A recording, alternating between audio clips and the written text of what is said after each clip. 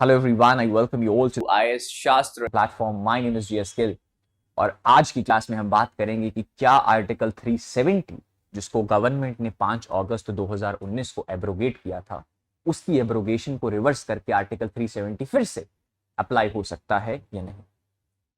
इसको जानने के लिए let's go bit into the historical aspect. अगर हम इसकी हिस्ट्री की बात करें तो बात जाती है सर 15 अगस्त 1947 पे. 15 अगस्त 1947 को दो मुल्क आजाद होते हैं. That is one is Pakistan, other was India. पर आपको यह समझना पड़ेगा कि एक तीसरी एंटिटी भी थी जिसके ऊपर ब्रिटिशर्स राज कर रहे थे. वो थे उस समय के वो प्रिंसली स्टेट्स जहां पे राजाओं का राज चलता था. तो जहां पे राजाओं का राज चलता था उन प्रिंसली स्टेट्स को ब्रिटिशर्स ने ऑप्शन दिया कि आप भारत के साथ आ जाओ या पाकिस्तान के साथ आ जाओ या आप अपना राज्य खुद भी चला सकते हो. तो इन्हीं में से एक राज्य था कश्मीर का, जहां पे महाराजा हरि सिंह राज करते थे और वो डोगरा वंश के रूलर थे.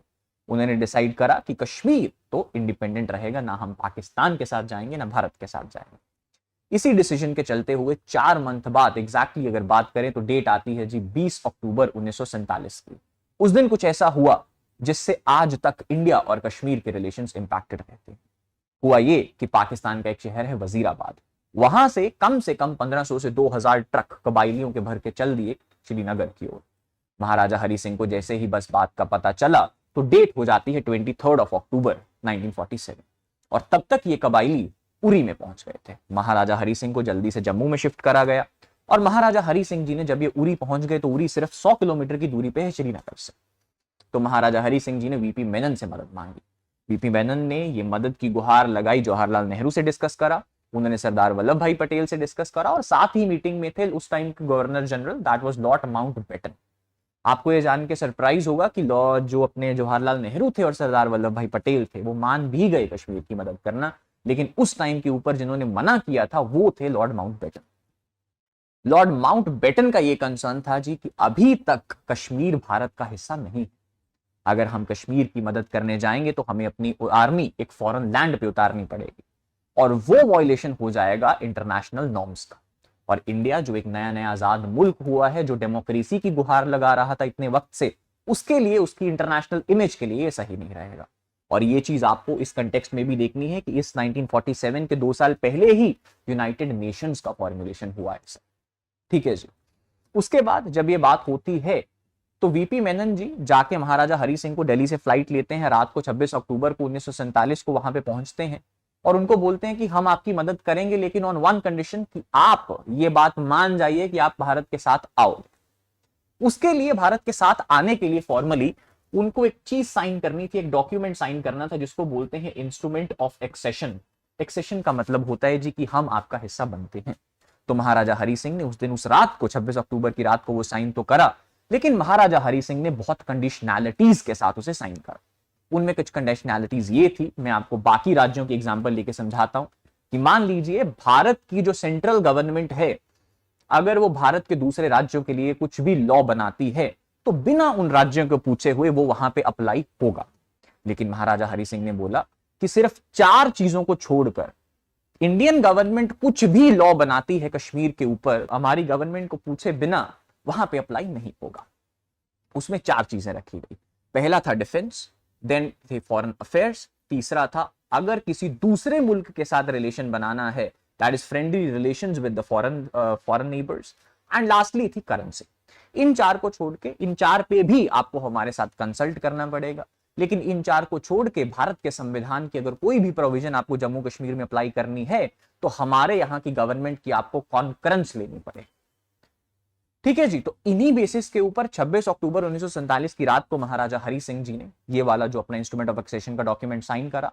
और आपको ये भी बात एक सोच के आश्चर्य होगा कि उन्होंने अपने एडीसी को बोला था कि मैंने इंस्ट्रूमेंट ऑफ एक्सेशन तो आज साइन कर दिया है और मैं जा रहा हूं सोने, लेकिन अगर सुबह तक इंडियन आर्मी ना आई और इन कबाइलियों ने आतंक मचाया श्रीनगर में तो मुझे उठाना मत, मुझे गोली मार दीजिएगा. तो ये बात हुई थी 26 अक्टूबर 1947 को. यहां पे महाराजा हरि सिंह जी ने इंस्ट्रूमेंट ऑफ एक्सेशन साइन किया. अब हमें कहानी को जानने के लिए बढ़ना है 4 साल आगे, रफली 3 साल आगे. डेट आती है 26 जनवरी 1950. भारत का संविधान इस टाइम पे लागू होता है. जब भारत का संविधान लागू हो रहा था तो जो इंस्ट्रूमेंट ऑफ एक्सेशन, जो प्रोमिसेस हमने कश्मीर के साथ करे थे, उनको एनफोर्स करने के लिए, उनको लागू करने के लिए, उनकी एक लीगैलिटी लाने के लिए हमें कुछ तो अपने संविधान में लेके आना था। तो उसको लीगैलिटी लाने के लिए हम अपने संविधान में लेके आए जी आर्टिकल नंबर 370, जिससे 2019 तक हमारे रिलेशंस कश्मीर के साथ गवर्न होते थे। ठीक है जी।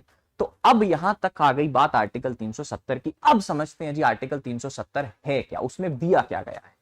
कंटेक्स्ट समझ में आ गया आपको कि आर्टिकल 370 जो हमने इंस्ट्रूमेंट ऑफ एक्सेशन साइन करा था महाराजा हरि सिंह के साथ, उसको एक लीगैलिटी देने के लिए हम लेके आए।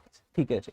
चलो अभी अगर हम बात करें आर्टिकल 370 की, तो भारत के संविधान में इट इज डिवाइडेड, जैसे हमारी किताब होती है उसमें एक इंडेक्स होता है, कहीं ना कहीं पहले प्रीफेस लिखा होता है, फिर चैप्टर्स होते हैं, चैप्टर्स के पीछे क्वेश्चंस होते हैं।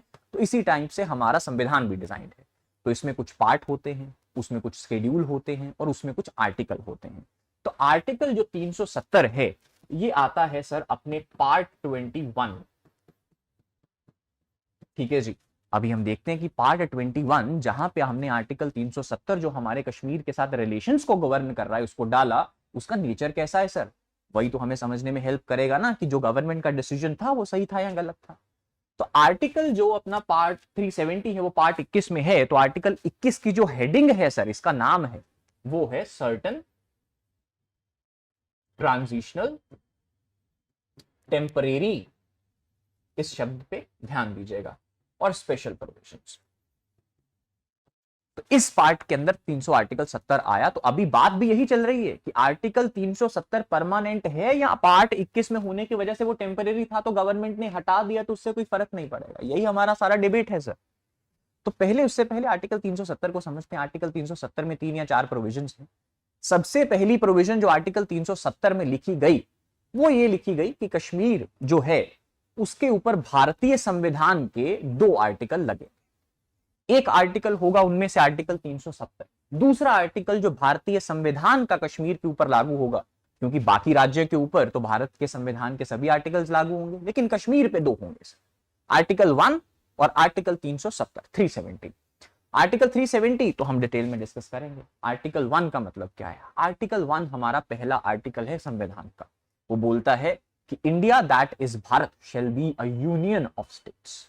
तो अगर ये कश्मीर पे अप्लाई हो रहा है तो इसका मतलब क्या है कि कश्मीर भी भारतीय यूनियन या भारतीय जो फेडरेशन है उसका हिस्सा होगा। अभी आपको ये पता है 2 तरह के मॉडल चलते हैं सर फेडरेशन में इंटरनेशनल लेवल पे।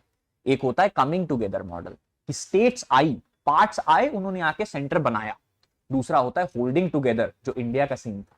सरदार वल्लभ भाई पटेल स्टेट्स को मिला के प्रिंसली राज्य को बना के सेंटर ही तो होल्ड करके रख रहा है भारत में स्टेट्स। तो उसके अकॉर्डिंग उस इंटरनेशनल लॉ की अगर बात करें, अगर कहीं पे भी होल्डिंग टुगेदर मॉडल है तो जो स्टेट्स हैं उनके पास राइट नहीं होता कि वो सेंटर को छोड़ के चली जाए। यही सवाल अगर आपसे पूछा जाए कि क्या कश्मीर भारत से अलग हो सकता है, इसका जवाब होगा बिल्कुल no sir. The reason being article 1 apply होता है, the states have no right to cede sir. Second provision जो आर्टिकल 370 में दिया गया कि भारतीय संविधान की जो बाकी की प्रोविजंस है इनके बिना वो अगर हमें जम्मू कश्मीर के कॉन्स्टिट्यूशन के ऊपर, जम्मू कश्मीर का अपना कॉन्स्टिट्यूशन था सर 2019 से पहले, और यहां तक कि उनका जैसे मान लीजिए भारत में किसी को पनिशमेंट देनी हो तो हम क्या यूज करते हैं, आईपीसी की धाराएं, इंडियन पिनल कोड, और वहां पे कहां से दी जाती थी, वहां पे दी जाती थी RPC, that was Ranbir penal code. तो उनका सब कुछ अलग था और ये सिर्फ इनका बेसिस क्या था, आईओए, जिसका इंडियन कॉन्स्टिट्यूशन में प्रावधान क्या है, आर्टिकल 370।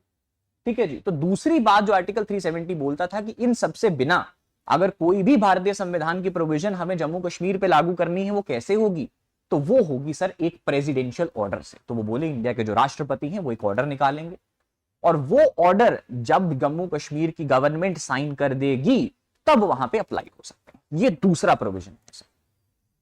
तीसरा प्रोविजन आर्टिकल 370 में ही ये है कि आर्टिकल 370 को अगर आपने रद्द करना है जो गवर्नमेंट ने 2019 में किया, उसके लिए क्या प्रावधान है, तो उसके लिए प्रावधान दिया गया है कि अगर प्रेसिडेंट फिर से एक ऑर्डर निकालेंगे, प्रेसिडेंशियल ऑर्डर के ऊपर जो कश्मीर का कॉन्स्टिट्यूशन बनाने वाली कॉन्स्टिट्यूएंट असेंबली थी वहां की, वो अगर अपने दस्तखत कर देगी तो तब जाके आर्टिकल 370 के अंदर जो भारत कश्मीर को स्पेशल स्टेटस दे रहा है और बाकी स्टेटों से ज्यादा स्पेशल रख रहा है, वो चीज रद्द हो जाए। तो ये आपको 3 या 4 प्रोविजन समझ के रखनी है। ठीक है जी। अब बढ़ते हैं सर 2018 में कि 2018 में हुआ क्या। तो बात अब आती है जी 2018 की। एग्जैक्ट डेट की बात करें तो it was 20th of June 2019 sir. It was 20th of June 2019। तो इस दिन जो सत्यपाल मलिक जी नाम के एक व्यक्ति थे, उनको कश्मीर का गवर्नर अपॉइंट किया जाता है। ठीक है, गवर्नर अपॉइंट करके, तो इंडियन संविधान में यह प्रावधान है कि अगर सेंटर को सारी स्टेट्स को होल्ड करके रखना है तो सेंटर की यह जिम्मेवारी बनती है कि स्टेट्स में यह भी चेक रखे कि वहां का जो कॉन्स्टिट्यूशनल मशीनरी है, वहां की जो एडमिनिस्ट्रेशन है, वो भारतीय संविधान के अकॉर्डिंगली चल भी रही है या नहीं। तो सत्यपाल मलिक ने जाके जम्मू कश्मीर में इस बात को असेस किया सर। जब उन्होंने इस बात को असेस किया तो उन्होंने ये देखा, उन्होंने गवर्नमेंट को रेकमेंड किया कि सर नहीं, ए मशीनरी के अकॉर्डिंग, कॉन्स्टिट्यूशन के अकॉर्डिंग नहीं चल रहा। तो कॉन्स्टिट्यूशन के अकॉर्डिंग अगर नहीं चल रहा तो बाकी राज्यों में अगर ऐसा हो तो वहां पे आर्टिकल 356 है जो भारतीय संविधान का, वो एक्शन में आता है। और इस एक्शन के अंदर आर्टिकल 356 के अंदर प्रेसिडेंशियल रूल वहां पे लग जाता है। और आपको तो पता है कि कश्मीर के साथ जो रिलेशंस हैं हमारे, वो स्पेशल हैं बाकी राज्यों से।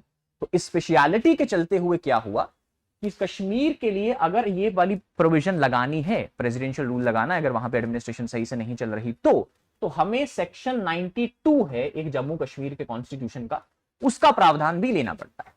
सेक्शन 92 क्या बोलता है कि अगर ऐसी कोई चीज होती है, आपको लगे कि वहां की विधानसभा अच्छे से नहीं काम कर रही, तो आप प्रेसिडेंशियल रूल लगाओ, लेकिन हम स्पेशल हैं, हमारे प्रेसिडेंशियल रूल लगाने से 6 महीने पहले आपको वहां के गवर्नर का राज्य लेके आना पड़ेगा। तो पहले 6 महीने के लिए रहेगा गवर्नर रूल और फिर आप प्रेसिडेंशियल रूल लगा सकते हो। तो 20 जून को सत्यपाल मलिक जी ने वहां पे गवर्नर रूल लग गया। अभी बात बढ़ती है जी 6 महीने आगे, डेट आती है 19 दिसंबर 2019 की। 19 दिसंबर 2018 की, सॉरी, यहाँ पे भी 18, तो 19 दिसंबर 2018 की। जब 19 दिसंबर 2018 को 6 महीने पूरे हुए तो सत्यपाल मलिक जी ने क्या बोला कि ये चीज हमें आगे बढ़ानी पड़ेगी, और तब जाके कश्मीर में लगता है प्रेसिडेंशियल रूल। समझ गए जी इतनी स्टोरी। अब हम पॉलिटिकल सिचुएशन ऑफ कश्मीर भी समझ चुके हैं। आर्टिकल 370 में क्या है हमने समझ लिया। आर्टिकल 370 को समझने के बाद हमने ये भी समझ लिया कि कश्मीर का पॉलिटिकल सिनेरियो क्या था। जब अगला साल आएगा 2019, जब ये एब्रोगेशन होने लगी थी, तो कश्मीर के सिनेरियो ये था, वहां पे प्रेसिडेंशियल रूल लगा था सर।